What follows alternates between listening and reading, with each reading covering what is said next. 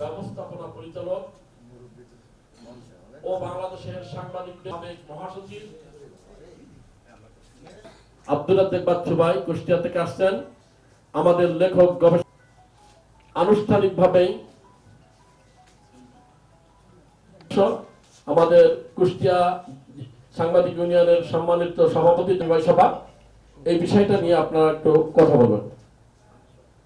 যে প্রতিষ্ঠান, যে গণমাধ্যম প্রতিষ্ঠান সাংবাদিকদেরকে তাদের কাজের জন্য নিয়োজিত করেছে, তাদেরকে সাংবাদিকদের আর্থিক সুরক্ষার জায়গাটা নিশ্চিত করতে হবে। করণীয় শীর্ষক মত বিনিময় সভার সম্মানিত আজকের এই অনুষ্ঠানের প্রধান অতিথি, সত্যিকার অর্থে নিরপেক্ষভাবে সংবাদ মাধ্যম যদি কাজ করতে চায় তো অবশ্যই কর্পোরেট জায়গা থেকে বেরিয়ে আসতে হবে। তথ্য কর্মকর্তা এবং সাংবাদিক কল্যাণ ট্রাস্টের সমিতি বলতে গেলে যে আমাদের কাছে এই যে নতুন নতুন আমরা একটুখানি বেকায়দায় পড়ে থাকি মাঝে মাঝে, তো সেই জন্য আর আবেদন করবে তাদেরকে পত্রিকা দিয়ে দেওয়া, এইগুলো আর ধরে রাখে। শুধু আমরা দোষ দিচ্ছি, সরকার তো লুটপাট করেছে। অধিকার আদায়ে রাজপথে সচেষ্ট ছিল বৃন্দ।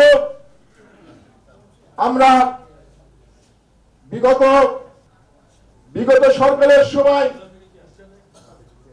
কল্যাণ ট্রাস্টের দায়িত্ব নিয়ে, ফলে বর্তমানে আমার দাবি হলো এম আব্দুল্লাহ ভাইয়ের কাছে যে আপনি শহীদ জয় দিচ্ছে, এরপরে তৈজামান ভাইজান, তরিকুল ইসলামের পরে লাইলা পারভিন এর পরে জাহাঙ্গীর,